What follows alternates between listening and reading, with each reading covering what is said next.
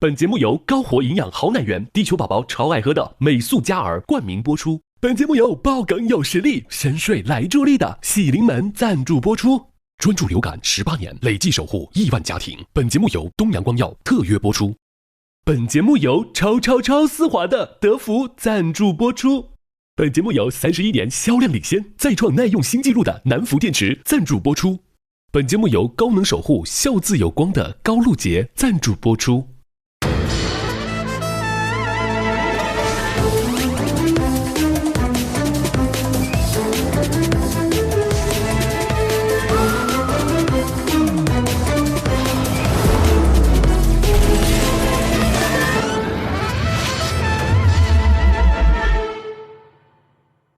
咱们这一次啊是这个厂牌对战的模式，咱们4个是火星厂牌。今天的对面都是主持人。嗨 ，Hello。我们2个厂牌今天比拼完之后，会有一个厂牌获胜，成为最强厂牌。没事，尬住了咱们就尬住了，也有尬住了。行吧，彩玲姐，这是我们的一个救自己的一个方式。好，就是你尬住了，你又尬住了。好，我刚才看着他了，我说你今天得保持犀利，还是要快快乐乐呀？他就已经犀利了。马上，你这么追求快乐，是因为你很肤浅吗？哇，你好像啊！所以易老师，你觉得你是犀利的人吗？我只认为我是尽量准确的人。哎，为什么你们俩就能够在下边，然后你看大张伟、杨迪，你们是都同时期的呀？你们俩在火星情报局连台下的位置都没有了，就是这个意思。那可以看他们4个人互相攻击吧。哎，让易立竞老师问其他3个人，每人3个犀利的问题。凭他们组的另外3个人。啥意思啊？让那个易老师去提问他们，对面的4个人，每一个人准备一个问题。可以，那我觉得可以。走。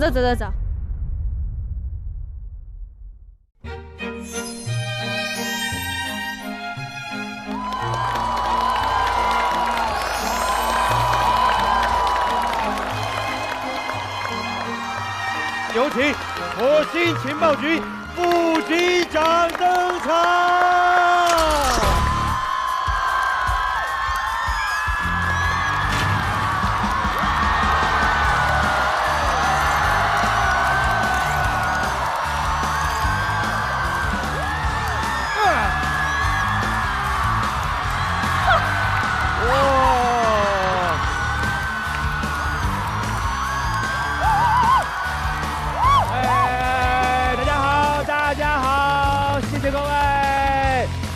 在地球开会是最烦的，在火星开会是最爽的，因为我们是火星情报局。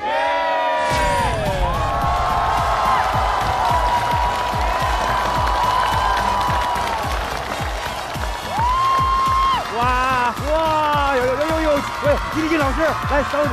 易立竞，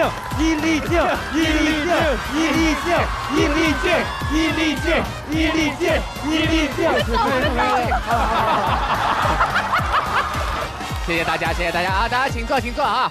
感谢地球的友好单位呢，优酷的大力支持，本季火星会议越开越热闹啦呀！本节目由高活营养好奶源、地球宝宝超爱喝的美素佳儿冠名播出。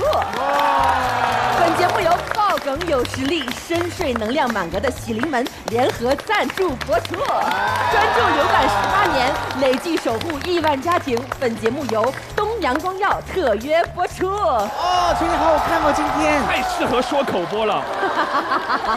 啊，各位，火星厂牌的大战呢，今天呢正式开始了。火星厂牌将迎接大副局长带来的各路厂牌的挑战。是的，哎，因为我们做这个厂牌大战的原因非常简单，既然好不容易凑齐了这个江湖上赫有名的南薛北张和西洋迪，西洋迪啊，西洋迪，综艺史上最强，怎么好意思说这话呀？没事儿，咱们3个人一起不要脸吧。来，3人预备起，这个是最没默契3人组。这个综艺从这个综艺好吧，3、2、1，走。这个综艺史上最强3人组，一起来担任副局长。了不起，好吧，别这样吧。我们当火星的综艺质检员，好不好？通过我们火星情报局来检验出哪一个厂牌才是综艺史上最有梗、最好笑、最有态度的厂牌。哎，你觉得能不能选出来？哇，能做梦，可以，肯定可以的，因为这一次又是新鲜的朋友们了，而且这一次是我们从来没有来过一个厂牌，他们是 MC 天团。因为他们都是名嘴，大家知道吗？哇塞，10年胳膊20年腿，30年练一张嘴。跟你说，如果去了海南度假1个星期，皮肤没有黑，牙全黑了。为什么？就这么能说，就这么能说。尤其一位我们的魏霞哥，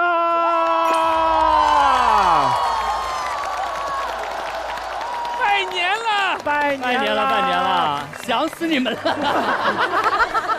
有点那味儿了，有点那味儿了。喂，吴佳哥，我今天喜欢你的发型啊，头盔锡纸烫啊，这个很少见了，这个发型。因为人到中年了嘛，所以那个发量堪忧，没有办法，只能靠这些东西来补充一下发量。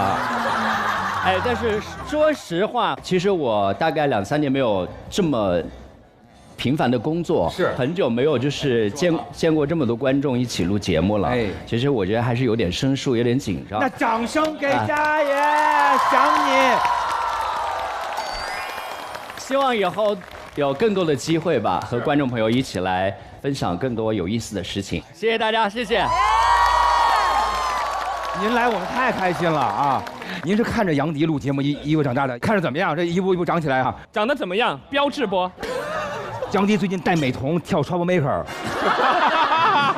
那个，因为 Trouble Maker 的版权实在是太贵了，咱们就点到为止哈，实在给不起了。除非是易立竞姐特想跳，我愿意。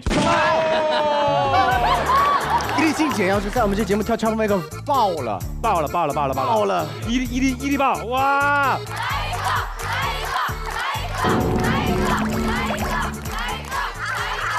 啥会儿？没事儿，他们给你找 trouble 去。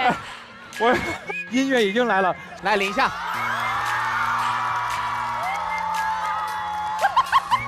去找静姐，去找静姐。易立竞老师来。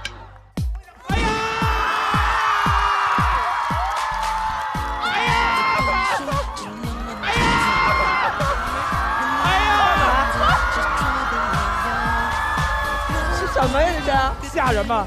几年不见变这样了。别怕，上。不会。什么意思啊？哎呀！莫名其妙，我不要了。太荒唐了。这个版本太棒了！刚才那个Trouble Maker好像那种老年交谊舞那种，快3慢4。我脑海里浮现4个字，你知道吗？大逆不道。问题是我到现在都不知道发生了什么，你们到底是要我干嘛？没事，姐别怕，没事，就跟过年一样，是吧？就是那个表演个节目而已。因为杨迪明年马上要参加这个《披荆斩棘哥哥》。哎呀，别呀！所以这回就是要祭奠我们的海涛呀！真正的皮哥在这里啊！特别开心来，因为最开始的时候就是跟着梦辰一起对火星的台本，然后每年对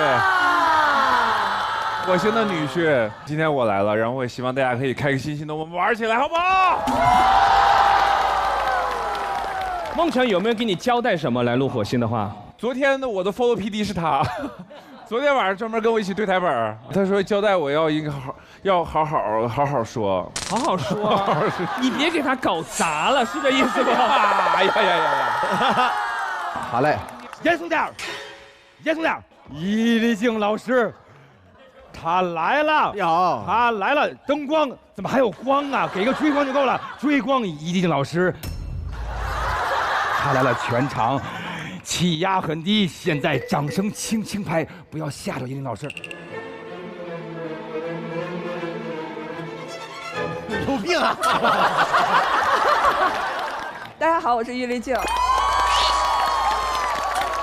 静姐不嫌我们吵吧？你是觉得我的表情是不咸的表情是吗？你们这儿没有什么降噪耳机的商务吗？我悄悄的用手机有一个分贝测量仪测量了一下，已经达到了100多，是已经叫有害，对听力有害，绝对是音污染。哇，好严肃哦！那大家掌声稍微小心点啊，自己哈。对。一到我们的易立竞老师开始讲的时候，你们就这样。对，手指头啊只有食指拍好吗？就这样拍，这样不出声啊。谢谢老师，谢谢老师。我真的是只有小时候去迪厅的时候才有这么大分贝风。小时候去迪厅。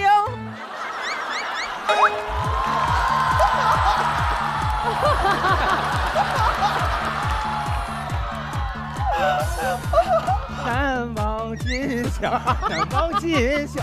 我的妈！我们吵到您了，对不起。继续。接下来这位就是我们的冯雪。大家好，我是冯雪，新人主持。实话实说，我是看着各位老师的节目长大的。你们节目小时候抱过我都，然后抱过你？对，就是所有。然后今天特别谁抱过你啊？对啊，谁抱过你？谁？怎么说？小时候你们的没事不重要。易立竞小时候去迪厅的抱着你吗？没有，我说小时候老师们的节目都是抱着我长大的，你们也是吧？对吧？对，但是也是看易老师跳 Trouble Maker 也是头一次。对，但我本来很紧张，我看易老师边上，因为你刚出来的时候，易老师真的整个人已经崩溃了，就人已经走了有一会儿了，在那儿。人已经走，没礼貌。这没有，对不起，易老师，对不起，就是已经就是魂离了，对，魂离了，觉得特别吵。但是我看易老师笑起来也很漂亮，是的。今天希望能够多看易老师的笑容，请各位前辈们多多指教。哎呀喂！因为对面是嘴强厂牌，开玩笑，个个都是名嘴，我们这边也是几乎全女的阵容啊。来，第一位，欢迎张延琪。延琪回来了 ，Hello， 大家好，我是张延琪。我作为上一季的这个超级火星的超级王牌特工，这么自夸吗？超级特工啊，就是被忘掉的那一批王牌特工，我又回来了，所以这次我准备强势回归。看到对面的嘴强厂牌，紧不紧张？对面的这几个 OG， 今天都要被我 NE。哎，张延琪，我们好像好几年没见了，是吧？张延琪，你现在有代表作了吗？哎呀！喂，什么？我在。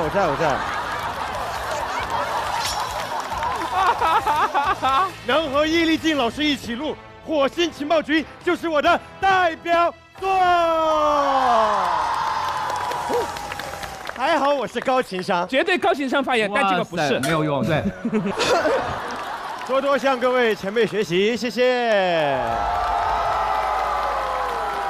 好的，来下一位我们的彩玲姐。大家好，我是彩玲。今天是我第5次来，我刚开始来的时候是坐那儿，然后每一集都会走1、2个人，然后我就往前挪。你说下一期万一给哪个局长挤走了，看上这儿了是吧？都是您的，直接挪这儿。你们好好表现啊，稳住自己的位置。行。好嘞，接下来今天穿的非常华丽的我们的锤纳尔丽莎，好美啊，锤锤！你看她穿着这么个衣服坐在那儿，把广告全部挡得死死的。美素佳儿和喜临门真的很不高兴，撕掉他！大家好，我是火星之花锤纳丽莎。今天再次回到火星，希望可以带大家回到一个快乐老家。也来过嘛，上季了哈。对，那个时候体验感如何？卡得要死。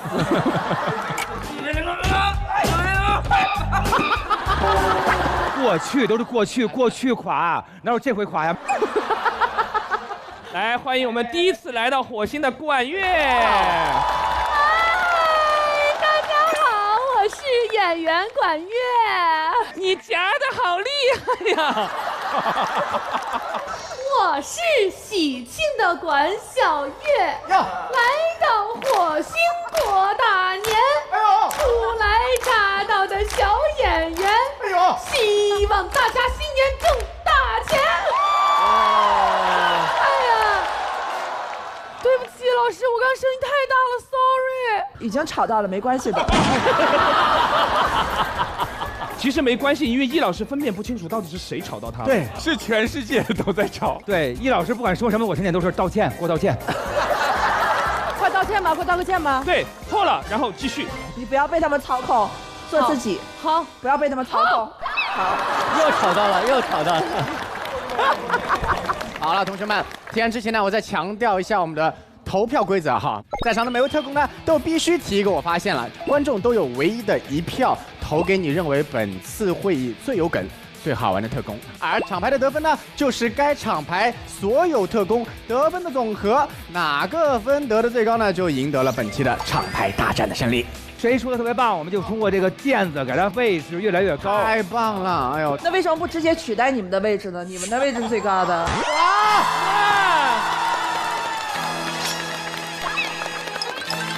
易老师，想做就做，我腰疼很久了。易立新老师，来，直接做，真来啊！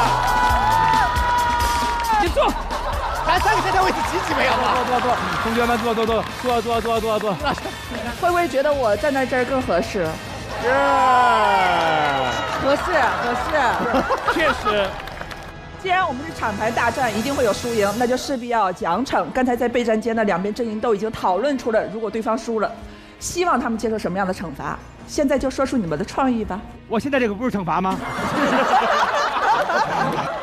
好了，惩罚结束了。回来了，他回来了！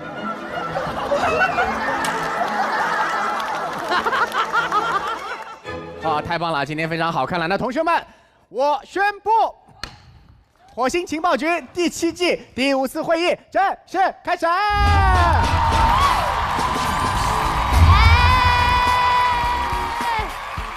那么我们今天第一个提案就交给我们火星厂牌，好吧？管院第一次来，就你先提。我发现，存在感会在你不需要的时候降临。哇，降临！你这个不像第一次来的感觉，但是我气场要达到呀，卡得很准。大家都知道，喜剧大赛之后，我也小有名气啦。让我听听哪边的朋友有认识我的吗？哪边朋友？哇，厉害！我喜欢他这个精神病的状态，一看就是脑子有病的人，太棒了。我在街上经常，现在偶尔会有人认识我，别人认识我的时候，我非常开心。哦，是吗？当然了，走在路上，人家看我说，哎，看到好像是，哎，这是我比他还激动，我就会说，哎，我是，他说你是，我说我是谁，他说你是小婉。他还有个好姐妹搭档张小婉。然后有一天我去配音。我配音的时候呢，因为当天晚上我一定要去把我的美甲卸掉。美甲跟配音的关系是？你是美食节目吗？配？五谷凤爪。因为第二天早上6点又有通告。好忙啊！所以说啊，一定要把美甲卸掉，然后换上新的颜色。我当时配完音已经晚上9点钟了，我搜最近的美甲店在哪，离我50多米。就我出来转个弯一看，嘿，我一看一菜市场，而且这菜市场不是那种大润发呀、物美那种菜市场，它是正儿八经那种，就是说逛菜市场。谁这么逛菜？谁？来个茄子！谁这么逛菜市场？就那种很松弛菜场。它有铺面吗？还是跟卖菜一样是个摊位？还是它是流动性的，像炒面、炒饭的这种？对，真的假的？美甲做美甲，做美甲，我这个，哎，很快来了。没洗头没化妆，然后乌了巴秃一张脸，我就去了。我说我做纯色多少钱？他跟我说150啊，蛮贵的。150我不修手也不干嘛，150。我说便宜点50。真把那儿当菜市场了。我只收你30，你要做哪个？你要哪个？我给你做。这里是综艺场，不是菜市场。这个钱都要赚。然后我就说便宜点，然后我这最低130，我说50，他最低110，我说50，他说最低100，我说50，他说最低80，我说50，他说管乐，他说管乐把我名字叫出来了，我当时很想就是给他扔下150块钱，然后我消失，但是我对他说了3个字。我不是，他说我听你声音就像管乐，你就是吧？我说我真不是，我不是。他说你就是，他说你要是管乐的话，我就给你50。我一听，我说我是，你就在等这下。但是呢，后来我就有一次，发生了一点伤心的故事。哇！去年的时候，转换的好快啊！去年有一档非常火的综艺，我非常喜欢，也非常适合我，但是我不能说。武林风，河南卫视那个。对，我很想去的一个那个锤大丽莎，你帮我把这水拧一下。啊，行，谢谢。你要干啥？一会儿洒水啊？因为我嘴巴太快，然后嘴巴有点干。我喝点。你为什么不能自己拧啊？不是，我自己拿的话，我说话的节奏会掉，咱节奏不能掉。你以为刚才你让他拧水那下没掉节奏吗？没事，没关系，以后那个等管乐过期了，我也让他给我拧那个毛妹。然后我就是很想去那个，然后我为他精心准备了很多东西，但是在我出发的前一天，因为方方面面的原因，然后最后没通知我去，我非常难过。第2天，我的好朋友跟我说，带我去饭局吃饭，咱们认识点新朋友，你别自己在家待着，给我总 emo 什么的嘛。然后后来我就说，那行，那我去赶紧吃完拉倒吧。我跟他去了之后，哎，确实味道还不错的一个餐厅，咱们就吃到好东西了。然后吃完之后呢，令人尴尬的一刻来了。当时去坐在那儿，我比如说有我们同行，有演员啊，有就是各个行业的很多人，一个大桌子。哦。然后就有一个阿姨起来说：“哎呀，你看这是弟弟妹妹，这边都是演员啊，是不是？咱们聚在一块儿，欢聚在一起。”演节目呀？对，有没有什么唱唱歌、跳跳舞啊什么的？我当时我那个饭吃的，其实因为我心情不高兴，我有点 emo， 我就没有说太让自己就是释放出来。我是一个安静的吃饭的、优雅的一个女孩。不相信。下，没想到那些弟弟妹妹们真的是站起来了，各种绝活。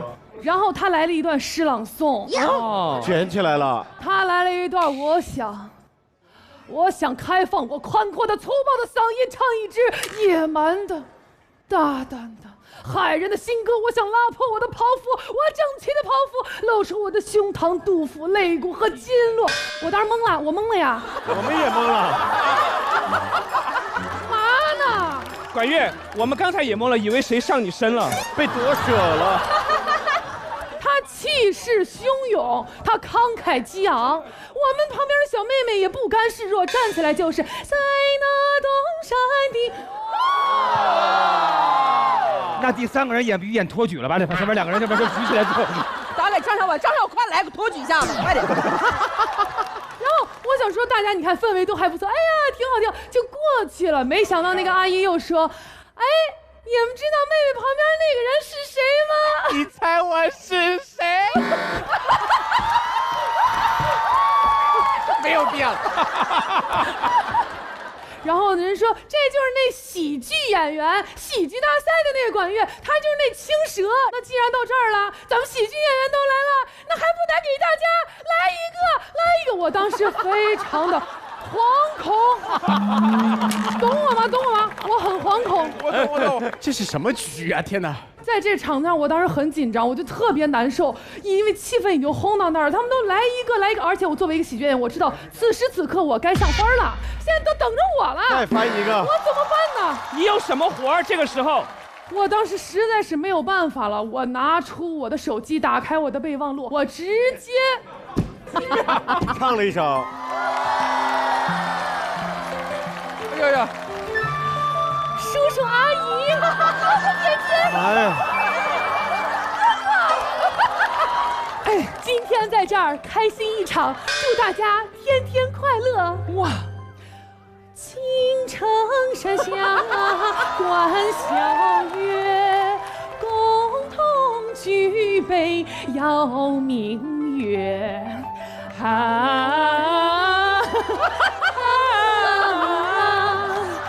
今天大家来相聚，欢声笑语把杯举。哎呀，为了我们的明天，为了我们的梦想，朋友们，喝！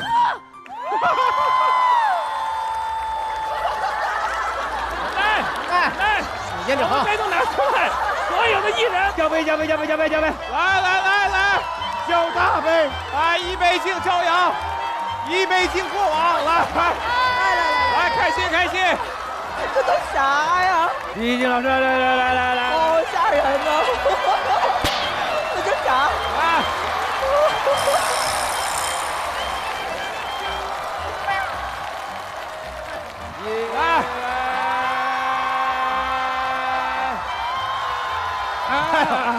喝不下了。过年了，拜个早年。吃好喝好了。最牛的局，哥哥我下次还来。哎呀，账定好。我碎了。其实那时候我并不想放光彩，但是当你嫁到那儿的时候，你的光彩你就得硬放。我想要硬放的。完了，大家热闹，气氛都很好。我往那儿一坐，我那个妹妹很可爱，她就跟我说：“啊，姐姐，天哪，你好厉害！没想到你出来吃饭还带着伴奏呢。”还有高手。就是这根本不是你的初衷，这明明是你就是难过、伤心的地方，你也并不想在自己很落寞的时候得到大家这样一个关注。当时这个经历也让我挺有那个怎么说？总结啊，感触。哎，总结。感触，他很有意思，他讲话的时候手永远没停过，多动症的，美甲50块钱做的美甲，你就好厉害，他生活中也是这样啊？是的，很吵，不知道为什么，仿佛我也参加了这个局，对，好累啊！哎，我特别好奇，我能打断一下吗？请讲。之前看你们节目的时候，我听说你们就是一个人讲故事能打断无数次，但我今天没想到会碎成这个样子，就打断的这么碎，恐怖吧？但我更好奇的是，管乐你怎么就能够这个劲儿一直没断？是他们说什么，你虽然在回应，但是其实你根本没听他们说什么，是吗？对，易老师，我跟你说，一会儿你起来说的时候，你不需要听他们说那么多，你就在自己的世界。他们说你就，对，是不是你有必要的，大哥，你是觉得他的耳背吗？你是觉得他的已经年长到耳背了吗？你发微信好了，算了。那这样吧，我先给他一个垫子啊！你垫子，我真的想给他一个垫子了，真的值得。开了一个很好的头，开门好，来开门好，3点，过年了，来坐在上面，坐吧。哎，不好意思啊。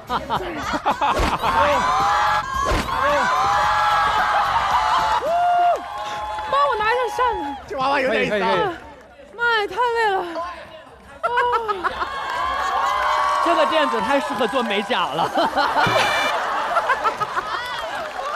谢谢管乐的精彩表演，太棒了！天哪，谁接在你后面谁倒霉？我。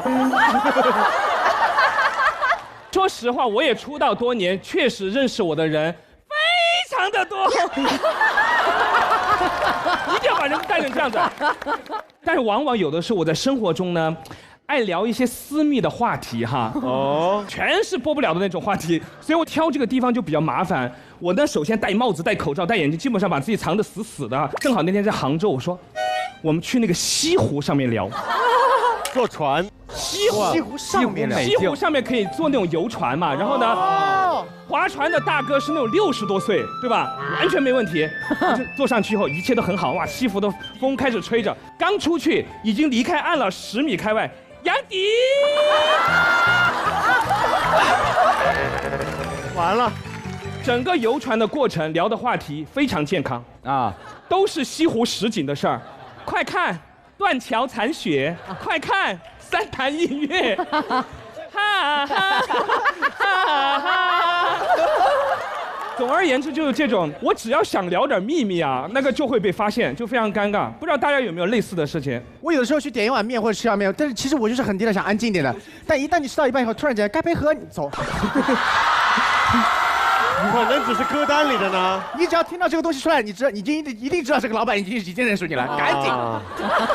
我还碰见过上菜卡点呢，就是到我这儿的时候，他放那个倍儿爽那个歌嘛，就这个 feel 一放倍儿爽。我有有一次去那个拳击馆打拳击。哦，你这个板子还打拳击？一个教练带2个学员，然后其中一个就是我。然后那次去打，前面都很正常，到那个实战环节，他说你来体验一下，我就发现不对，那个教练他只打我。什么意思啊？比如说，对我跟涛哥，对，比方说我们俩对，我们俩一起啊。今天教练你好，对，你是教练嘛？我们俩一起。对，好，来，现在开始实战。等一下，海涛，不要这样，海涛老师，不要这样，教练，不要这样，海涛老师，把我给打窝火了，你知道吗？我说不要打了。然后教练，你是冯曦，你是冯曦，我看过你的节目，一起打很难得打到电视里活的人的。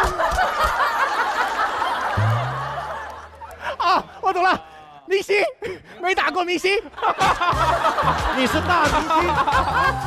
他说打明星啊，我打的就是明星。有病啊！然后到最后，我明明上的是1对2，结果2打1。这边这个人本来是这样子嘛。对。开心啊！打包又开心的一天呀！最后那个拳击教练没有收我的钱呢，然后跟我说，如果你还有什么艺人朋友，欢迎你带过来，我不收你的钱，我按咖位收费，你看个大的，我给你钱。哦，怪不得当时还叫我们去，想让你去被打，没打过歌手。对，上一个是主持人不打的，歌手出去找个演员过来。对，还没打过演员，还打过演员，该死的打一下，脱口秀的来一下，然后你们打到这儿简单点，然后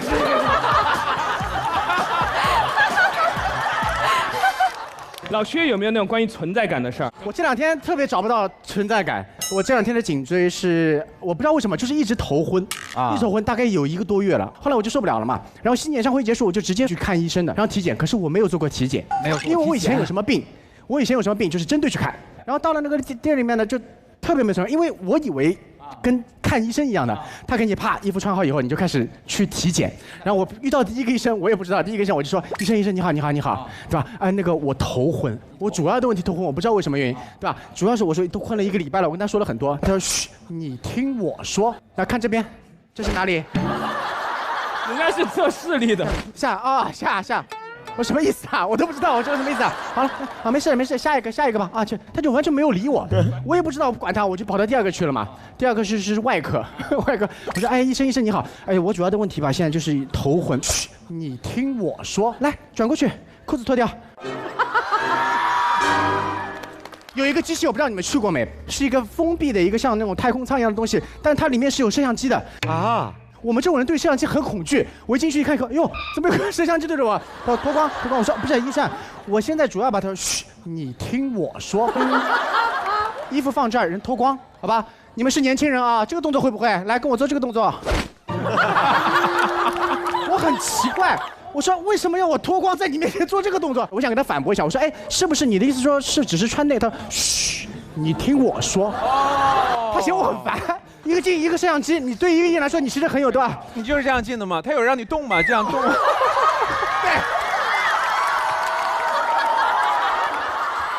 先拍我，我赶时头昏先拍，有病啊！他先叫你分开叉，对吧？然后他手一定要这样，然后他就跟别人去聊天了，就突然就你今天什么放学？咱们后院啊还没弄好呢，那开始聊了。然后那机器就对着我一直拍，后来我就忍不了了，我看看，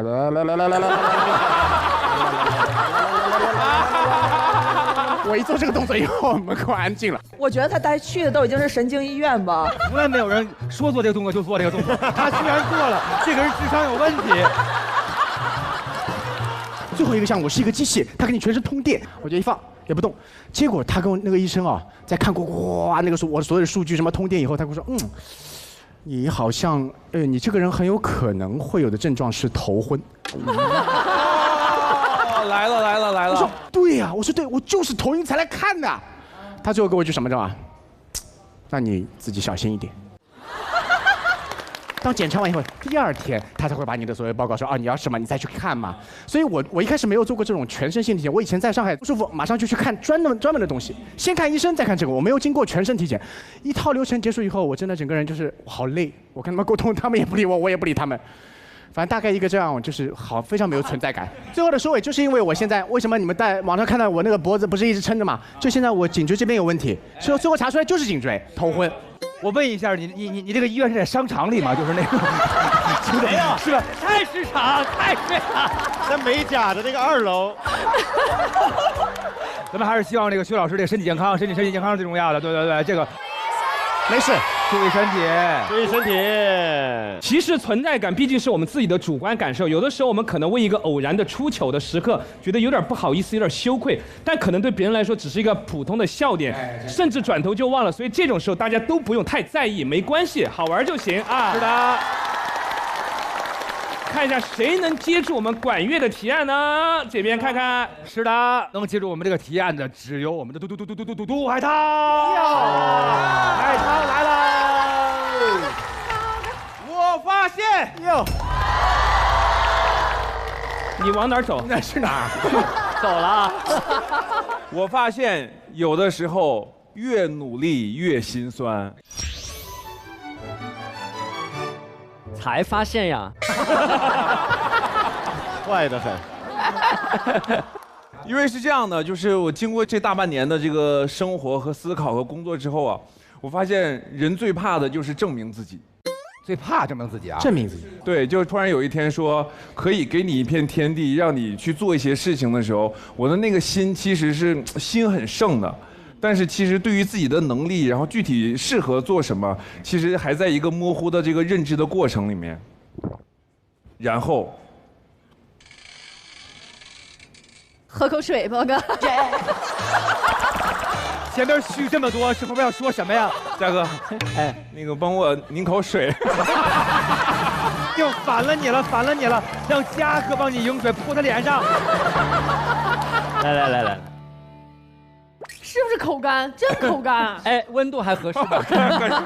要不要加点热水？有点微凉了。我让你凉凉好吗？其实真的就很想证明自己啊，然后说回来了之后，就是机会来了啊！我终于有个可以施展自己的这个舞台了啊，就是唱跳了啊！大出圈，展示一下是不是？咱们来吧！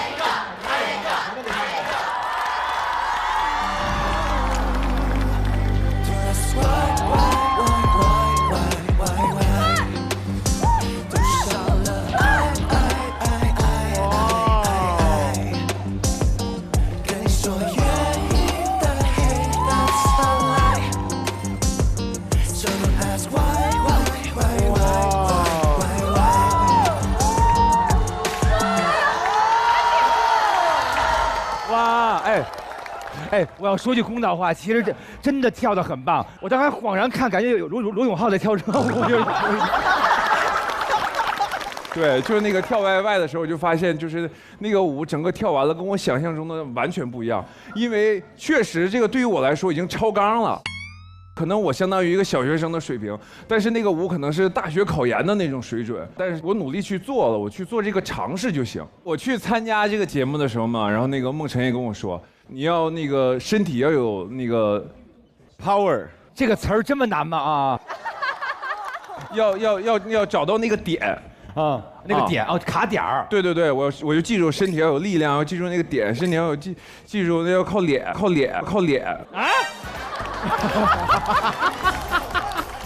莫名其妙。然后跳舞的时候就为什么就歪。想象中是哪种感觉？本来几乎和王嘉尔差不多，不能差不多吧？就差一点儿。肩并肩，结果播出来了之后，发现全是我的镜头。我真的，我直接跟孟晨我说咱们可能是皇族。我觉得我认定了，我必须是一匹黑马。结果播出之后，马骂被黑怕了。的语言，觉得对你来说太不表面。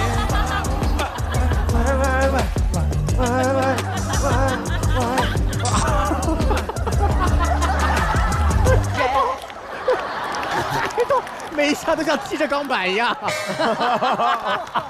哇塞，哎，你刚才感觉跟体检一样。别再碰我啊！然后紧接着我就迎来了第4宫流行的时候。流行啊，那个时候我就自己非常有信心了，因为我已经经过了4宫的历练，我已经明白了，我从黑马，我从皇族，我走的是成长线。啊，逆袭，养成型的。流行整个我就彩排，我整个跳的时候，然后我非常的有信心，因为老师专门给我调的那个舞蹈也是按照小学生的水平来的。我彩排的时候，我得到了总导演的鼓励，说海涛，你翻身的机会来了。哦，关键是你还信了。我不光信了，我深陷其中。结果流行播出了之后，说我跳的像湘西赶尸。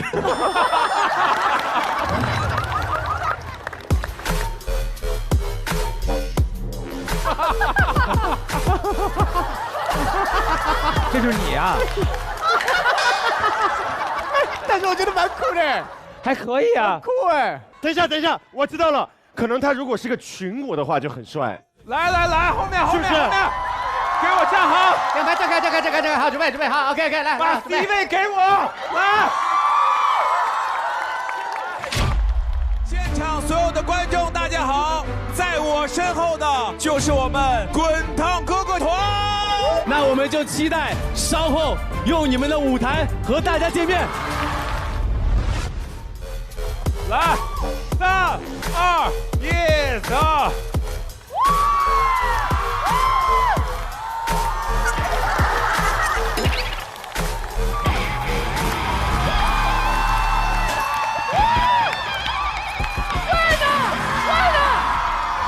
翻身了，涛哥！帅的，翻身了！我其实经历了这么多，就是我觉得那个已经迎来我的高光时刻了。就是刚才你们用就是5秒钟学会的那个动作，我排了2个星期。其实我刚刚看那个感觉是帅的，其实他是很适合你的。是这样，就开始的时候我觉得就挺帅的，但是就是当一个人说就是有点像赶尸的时候。我自己听，我说啊，真像啊，好心酸呐。说实话，我是很想把这件事情做好的，看得出来。然后有一天我去健身，然后看见嘉哥健身完出来，你那时候健身是什么样？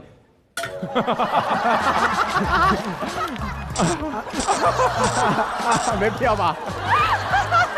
他就在那个我一出来，他就一把抱着我，咬你脖子，咬。我就说，哎呀妈呀，湘西赶尸啊，没有。然后我们就说怎么的呢？他说，哎呦，我不舒服。然后就是所有的人都，我已经开始怀疑我自己了啊。我说你现在才开始怀疑自己吗？哎呀，真是好哥哥。然后嘉哥说，你别缠着我呀，有本事你去找何老师啊。对，何老师说，谁说海涛差呀？这海涛可太棒了。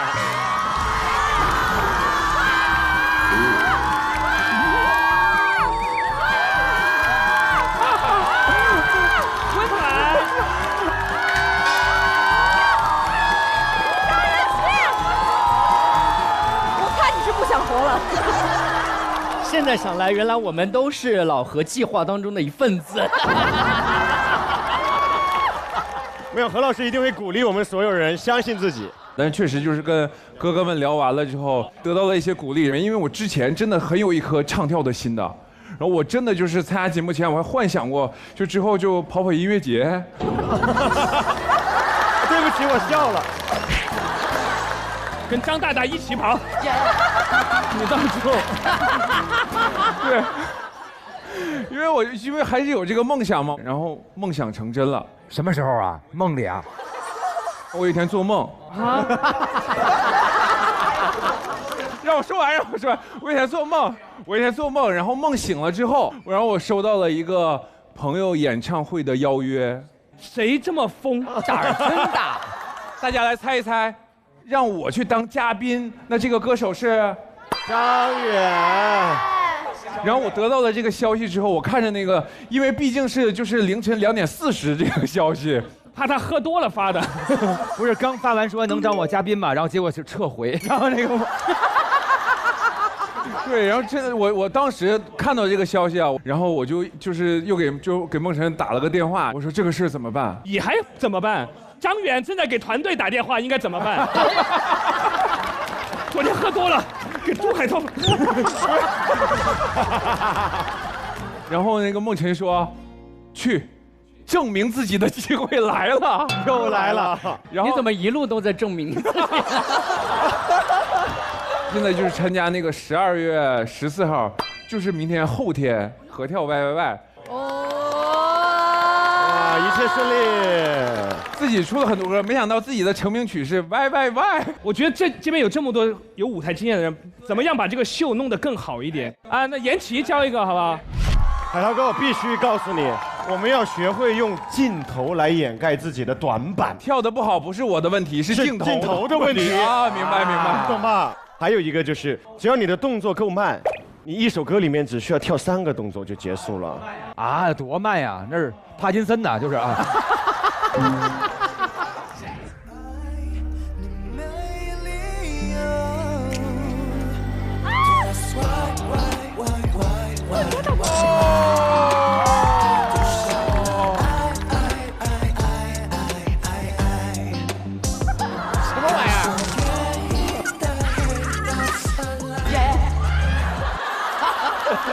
这是什么才艺的都是？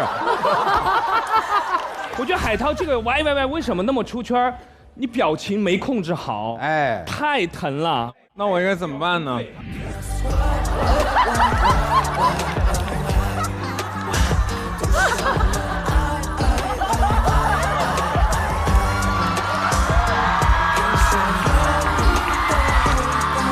这个。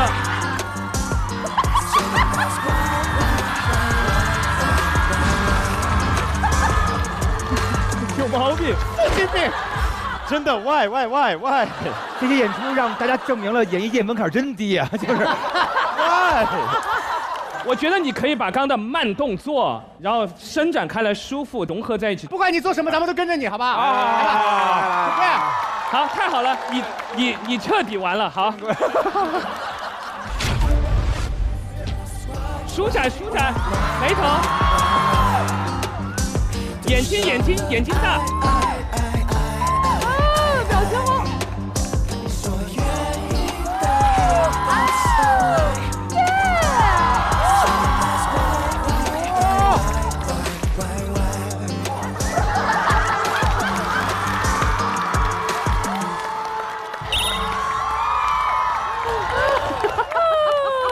天哪，太逗了！喂，张远是吧？哦。要取消海涛的演出啊！哦，好嘞，我通知他啊。我就说我应该先去完再讲这段，我也担心呐。那毕竟是我未知的高光时刻。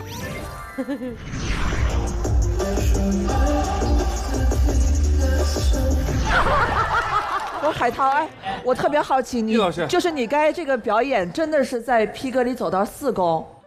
5公，哎，我觉得你一点都没有误会，你应该真的是皇族。叶老师，那个皇族想跟你跳个舞，来了。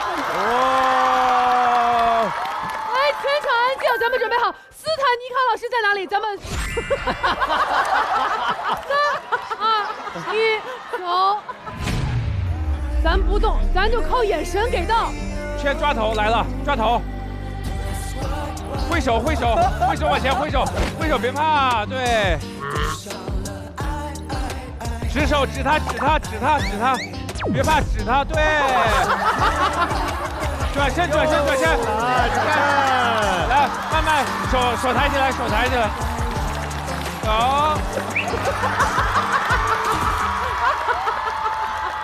回来，易老师，我不跟他们玩。喂，张远是吧？哦，要易老师啦。哎呦喂！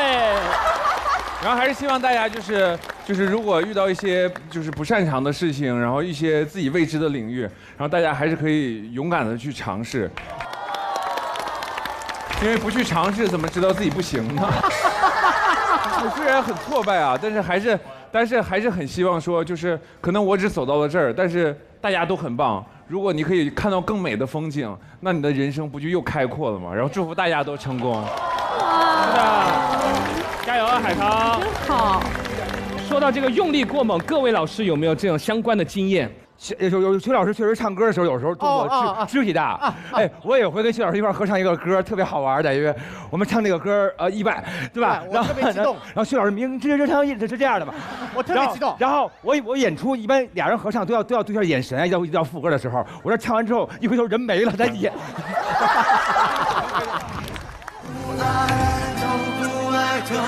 不爱头。徐老师，我去了你的演唱会啊，你里面唱那首歌永远都会是那个 ending pose 啊，无数。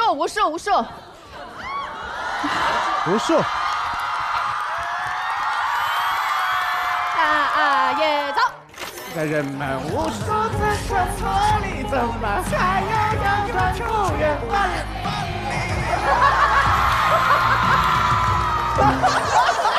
找到他头疼的原因了，甩的。其实我真的有这个习惯，但有几次蛮尴尬的。我刚刚吃完那个什么薄荷糖是绿色的，然后这个是像中了毒一样。这还不尴尬，最尴尬的其实这个动作啊，在演唱的时候，因为我现在比较喜欢摇滚嘛，我会喜欢在台上这样做这种很奇怪的动作，也包括这种对。但是啊，这个是要距离美的。就如果你在大概导演这个位置这样做是 OK 的啊，但有时候我不是下去在国外演唱会的时候喂鱼了嘛啊，就距离很近，就这种距离我也没试过嘛。然后我距离当我这么距离的时候，跟就来看演唱会的人的时候，我是这样子。不错。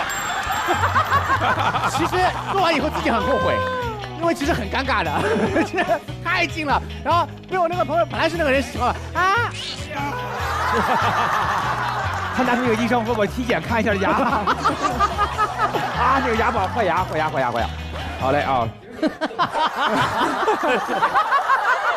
其实之前都做过一些用力过猛的事情，但是伊丽静老师用力过猛这件事情，在您看来存在吗？还是说对您一切都是刚刚好的？我的每一个问题都用力了，但没有过猛。都没有过猛，对，尺度刚刚好。对，都是死穴，每一个问题都送去湘西了。就是说，大家呢，其实工作起来呢，不要这个用力过猛，因为大家都希望特别努力。还有一种方法呢，我之前一直在用啊，先把自个儿说低一点，然后是很多事情先往谦虚上说，然后但是自个儿平时就是一直努力，给观众看到的都是惊喜。大家一定要知道，就是过度努力不是一种荣耀。有很多人老觉得过度努力是一种荣誉，它对于我们来说一点都不值得骄傲。我们应该对我们自己好一些，知道该怎么活更重要，好吗？谢谢各位。谢谢各位。好了。那接下来请出我们在这个火星厂牌做的最稳的张彩玲。彩玲姐，要。我发现有些离谱的人设居然是真的。大家有没有一样的质疑？就是有些艺人他的人设非常的夸张，非常的离谱，然后你就会想他怎么可能是真的？他们表现的我不信，直到我发现有些人设他不光是真的，他居然本人比那个还夸张啊！比如吴京老师。这是一个爆料吗？对，因为你们听到吴京这个名字，是不是第一个反应就正义凛然、硬汉？我就觉得他一定平时不是这样的。然后直到有一天晚上，谢楠就是想吃点饭喝2杯，我就去了，我就说吴京老师在吗？然后谢楠说啊，他进组了，我太开心了。然后我说为什么？他说你知道吗？这个点儿如果吴京在，他就在家已经练消防演习了啊。练什么消防演习啊？就突然之间，可能谢楠在家里面看电视看了一半，他突然拿个长楼梯，噔，往楼下一戳就往下爬，是吧？对。谢楠说，前一段时间吴京接了一个代言，就是消防大使的代言，然后他就上头了，他回家就开始跟孩子去普及这个。谢楠说这还不是最夸张，谢楠说彩玲我烦死了，你知道吗？就昨天晚上，我好不容易领着孩子，我写完作业给他们哄睡觉，然后领着他们讲故事。孩子刚刚睡觉，吴京找我了，着火了，着火了！孩子起来，然后吴京立正，立正，然后报数，火都烧起来了，1、2、3，就是烧到肩膀上面了。我们普通人着火演习应该马上湿毛巾捂着走。对呀，他们家里培训的是消防员是吧？整个家。吴京拿出绳子，然后还有梯子，就在家练。而且他要计时，看这俩孩子，就是比如今天从这绳子上滑下来，然后梯子上时间，明天你要比今天快。啊，每天还要记20几楼，这样啊？对，这到了没？啊呜，爸爸，啊呜，什么玩意儿啊？为什么？战狼嘛。我以为回家之后吴京，然后练完之后跟大家说，看见没有，这叫有惊无险。然后还会练那个用毛巾捂鼻子，就是毛巾多快速度浸满水，然后捂脸，然后就是捂得特别准。这还能捂歪呀？现在说以后咱家俩孩子都改名，老大叫捂鼻子，老二叫捂嘴。就是以主打一个精神，然后吴京会问，就是如果房子着火了，就是你保证孩子就是最快的速度逃生，是你家长的首要责任吗？啊。现在说，我认为就是别让房子着火是家长的首要责任。对呀，别着火呀，这个太有道理了。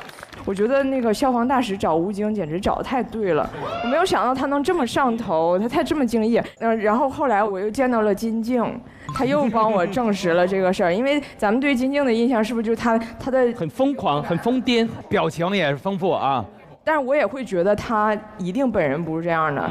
然后去年我跟他录了一个节目，我跟他就打了一个招呼，也不是很熟，寒暄一下。对，结果金靖，来彩玲。哦，就是上劲儿了啊！然后就过来说，开始那个啊，这导演组烦不烦？这导演烦不烦？这么多事儿。然后我当时懵了，我说，就还行吧，怎么了？然后金靖说，没事儿，麦是关的。好像。然后我就说那是这导演是有点烦人，节目组。然后金靖，麦没关。神经病，真神经病啊！然后他就跟别人聊天去了，就是这一场无望的灾责让我完全不知道因为什么。然后我还找了一下我化妆师上来，我说你帮我看看我麦关没关？我一看是关的，逗你玩啊！然后我才发现他本人他就是这么颠。海玲姐有这个提案，我觉得非常正常。为什么呢？因为这个人吧，台上台下人设很不一样哈。他在台下是一个那种特别谦虚、特别有礼貌。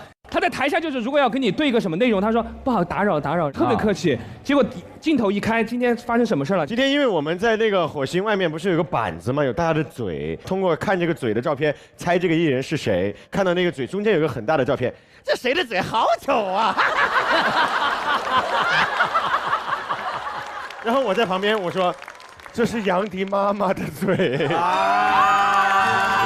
我的妈！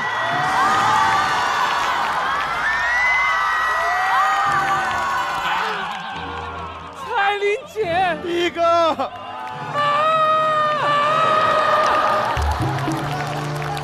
不，我必须要帮我妈妈说句话。我妈妈的嘴一点都不丑，她是牙齿丑。她的牙。彩玲姐还说了，这是谁的嘴啊？像刀砍的一样。我说那是维嘉哥的嘴。就没好话啊。然后马上很好看，我喜欢他的唇色。而且我听说彩玲好像还改变了嘉哥的人设，对不对？对，因为我跟他录过一个那个家务的那个节目，现场我们在那个观察室的时候，他看我家，他就很难受啊，太乱。然后电视上一播我家，他就不看，我也不知道是怎么回事。我确实真的有点强迫症跟洁癖。嘉哥是那种拿小吸尘器吸大吸尘器的那种人，明白吧？没有那么夸张。因为吸尘器外边也会脏，他拿小吸尘器，吸尘器套娃。我家吸尘器从大到小这样啊。有一次我们俩被派去那个国外出差，我说洗澡，咱们俩共用一个卫生间。我说你洗完澡还是擦一下，要擦干啊。如果我先洗，我会擦干，然后让浴巾我也会给它摆好。而且一般就是那种洗完澡之后，那个烟雾去了散尽之后，玻璃上写几个字：今天辛苦了。今天也是很棒的一天，还会画一个爱心，画一个爱心，对自己好啊，是这种。莫名其妙，自己打扫都不用人进来。后来我们学会了之后，每回开酒店的时候，就在门口直接睡了，连门都不进去，就敲个门，在门口，对，电梯里睡着了。我身边人设高度统一的贾斌哥是吗？因为贾斌哥现在录节目的时候经常做饭什么的，大家觉得贾斌哥做饭很好吃。他真的爱做饭，爆炸爱做饭，非常喜欢。如果他不是干演员的话，他肯定是厨师。我不是跟贾斌哥合作小品嘛，我们就要去他北京的工作室里面，就对面对台本啊什么在那聊。只要一到饭点儿，贾斌哥就不见了。做炸酱面去了。后来第二天我要赶飞机走嘛，走之前贾斌哥直接送我他做的那个酸菜包子，而且你见过谁的工作室里面有打包盒？拿去机场路上吃，你和你同事一人4个酸菜包子，太香了。哇，好想认识贾斌哥啊！那一刻你真的不觉得你在北京，就绝对在东北。东北啊！哎，说到人设哈。其实薛老师的人设台上台下都差不多，我跟迪哥玩过桌游，我也跟薛老师玩过桌游，那你们2个有没有一起玩过桌游？没跟他玩过桌游啊，对，好，我跟你说，你不要跟他玩桌游，是不是？哦，没有人能够在薛之谦的桌游局里赢过他本人。什么意思啊？他玩桌游，我们有一次玩大富翁，你还记不记得？记得。玩大富翁，然后呢就要买地嘛，然后大富翁本来是有一个很厚的说明书的，但是它前面会有2个字叫做指导说明书。今天看，那不要这个，然后就开始。我的来啊！先到上海要买的呀，我的家乡上海没有钱也要买的呀。哇，霸总了！好，我借他了，我一会儿还给你。然后下一期到重庆了，我没钱了，我说薛老师你还给我一点。哎，这次不能还了，我这次不可以还了。我说你刚刚说上次我讲的，上次我可以还的。薛之谦在玩桌游的时候口音这么重啊！这个可以啊，这个可以的。然后我觉得呢，一个人他的人品是什么样子，其实是需要时间来检验的，对不对？你刚刚听他说人品很差，要时间来检验一下你的人品。薛老师的人品是经得起时间检验的，莫名其妙。所以呢，不光是人，其实品牌也是这样的啊。就像东阳光药18年来专注流感领域，守护着亿万家庭，为大家健康生活的美好愿景不断努力。东阳光药为健康而生，让健康发生，用行动诠释担当。哇，你看名嘴就是这么的条理清晰。聊个广告这还挂上我硬挂，硬 Q 好。所谓的人设其实跟本人一定是重合度很高的，然后我就想跟所有观众也说，你们其实也有这个人设在，因为你可能就是你周围的人，你社会的环境希望你成为一个什么样的人，可能都有这个压力，但实际上就做自己这个事儿，它不是一个鸡汤，越老你越发现你根本做不了别人，你只能做自己，你做别人会很难受，你就是接纳你自己就行。好的，那么接下来我们锤娜丽莎来你的提案。我发现，人在无语的时候是会笑一下的，是会笑一下。因为我最近呢，这个也是有新的情况。哇，什么？我明白了，搬家了。对，我认识了我现在最好的朋友，一位男生。对，对。哦，知道哪位了？知道了。对。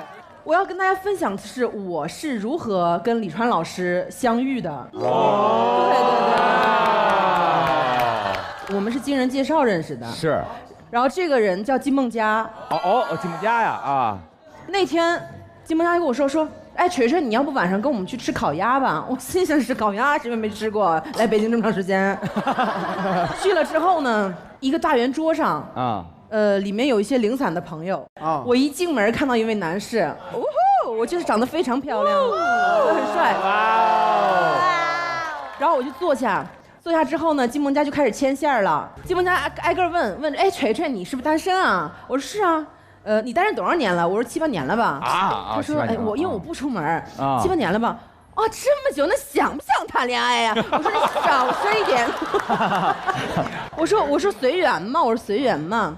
然后接下来问到李川了，哎，李川哥，你是不是也单身啊？你单身多长时间了？他说2、3年了吧。那你想不想谈恋爱？他说想啊，想找一个。哎，你喜欢什么样的女孩啊？他说我喜欢那种就是喜欢笑的，希望这个女孩能 get 到她的幽默才华。这种要求真的很苛刻。我当时特别想回他一句，我说你莫向外求。而且他一直在那个桌上就是讲一些冷笑话。然后那天晚上我 P 了3个小时图，愣是没敢笑。哎呀，生怕别人觉得咱有啥想法，对，很羞耻。我不想表现的好像我很我看上你了，我不想这种感觉。傻姑娘。对，然后那天他就特别诧异，说怎么有女的可以 P 照片 P3个小时？我倒要看看 P 成什么样。对，我们就加了微信。然后呢，金梦家当时可能在学架子鼓。我们家就住隔壁，李昌说：“哎，正好我也在学架子鼓，驱车1个多小时啊，过来一起打架子鼓。”过来之后呢，金梦家就是一直在他的家里面，让他先到我家来等，我也不知道在等什么，可能在给咱俩再制造一些空间和机会吧。两个人都很尴尬，不知道该说什么。然后那天呢，刚好是冬天，那一天呢，就是外面正好在下雨。我觉得屋里有点冷，我想去关窗户，然后就在我去伸手关窗户那一瞬间，没有动作，没有动作，来，没有动作，来，瞬间，然后他突然开口说：“哇，这一周是今年冬天下的第一场雨，那我们把这一天就叫做周冬雨吧。”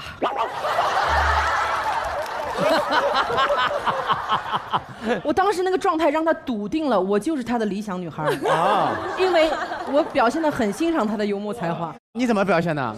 我是真的有被无语到，那个窗户关了一声，他说周冬雨吧，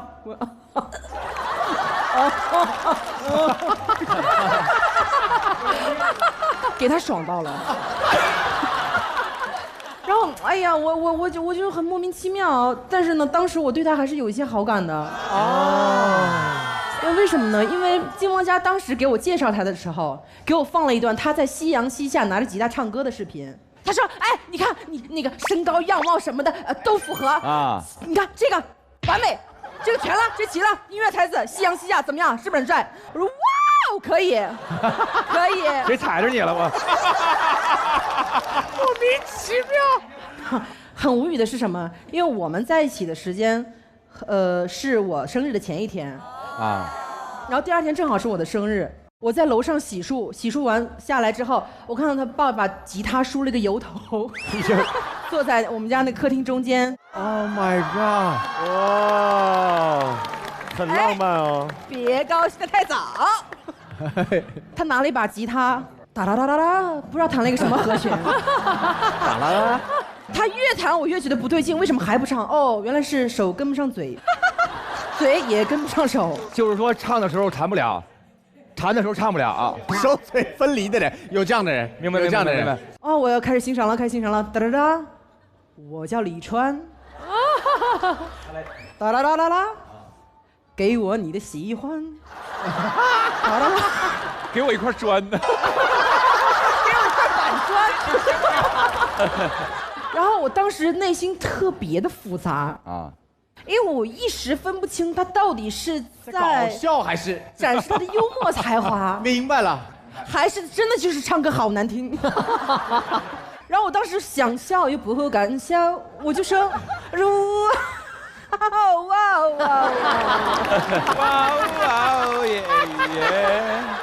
说那天那个我想看一下你在夕阳下弹琴的视频，可以吗？他说可以啊。我特意把声音开得很大啊。结果那个视频里发出来的声音是，噔噔噔噔噔噔噔噔，想看你。有病！李晨，这个节目播完，他变傻子了。哎呦我的天哪！大家都知道他是一个五音不全的人啊。But 那一天金梦家给我看的视频没开声音。哦，等于他勾引你先看一段没有声音的画面。对，勾引。平时他是属于那种很踏实本分的男生，是，就是在家里打扫卫生、做饭、那个洗衣服，他都干。对，但是他在台上的人设是那种霸总人设，女人就这种东西。跟妈妈也这样吗？女人来。台下有过之而无不及。哦。然后呢，在饭桌上就和我们家大家的共同好友一起在聊一些什么关于 MBTI 的话题。他突然默默地发出了一个声音，他说：“宝贝。”哦，气泡音。你的 MBTI 是 SEXY。哇，sexy！ 我当时反应还是那个又给他闯到了。他有病啊！虽然恶心，但是他是在夸你哎。而且你回忆起来还自个儿偷着笑，是不是会有那种？对，我说实话，我还是挺开心的。那肯定啊。对，我是一个不太会懂得如何跟男生相处的人，但是他的出现呢，会让我觉得，哦，不是所有的男生都是那么普信和讨厌的。对，对，就让我相信这个世界上，人都是有好有坏的。那是肯定的。对，我不敢说未来会发生什么样的事情，起码当下我很感谢有这样的朋友的存在，我很开心。Yes。然后，所以人在无语的时候会笑一下，但是一直无语，就可以一直笑。磕到了啊！哎，锤锤本身幽默感特别强嘛，就是很难被人逗，平时生活中也逗笑这种。是的，像我跟大老师搞笑的初衷就是因为别人快乐，我也会快乐。嗯，大部分的喜剧人燃烧自己，照亮别人，他不是，他是燃烧观众，爽了自己。所以呢，每个人的生活里都会有一些无语的瞬间，像我这样一直无语的人，对笑这件事情也格外的有经验。我们不但要笑，还要自信开怀的笑。所以拥有一支高露洁抗牙结石牙膏实在是太重要了。独家专利净购配方，3倍抑制牙结石再生，用了它，感受牙齿时刻洁净丝滑，露出自信笑容，每天笑一笑，快乐就来到。他这些无语的事儿还会让人笑出来。我一听到这个提案的时候，我马上想到有一个朋友给我讲了他遇到的那个无语的事儿，但名字不能讲，我就只能代入一下了。比如说，就说我跟嘉哥我们俩哈一起去参加一个活动，最后结束的时候，主办方就送了我跟嘉哥一人一瓶很昂贵的8+1啊，很昂贵的8+1。然后就哎呀，2位老师把你们8+1放在后备箱了，让司机送我跟嘉哥回去。我们就坐车，一个急转弯，很明显的听到后面有一瓶8+1，砰就碎掉了。我跟嘉哥就坐在车上，就听到一个隧道，应该怎么办呢？这个时候嘉哥就对着我说：“小子，你那瓶碎喽。”那个朋友说：“我这辈子没遇到过这么无语，凭什么是我的那瓶？”什么时候分的？是不是？我想知道是谁。哎，你不说他是谁，大家认为是我。哦，对了，嘉哥，我不允许，嘉哥不是这样的，我不允许。好，这是我人生唯一讲的一个假故事，我编得好。那么接下来呢？得嘞，感谢咱们锤锤。好，谢谢。好，感谢锤锤的提案了哈。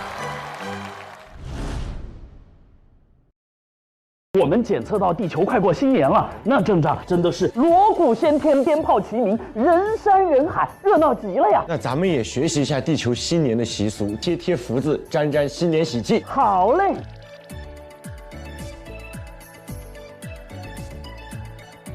且慢，这里不用贴。这里为啥不用贴？因为这是我的喜运搭子喜临门床垫。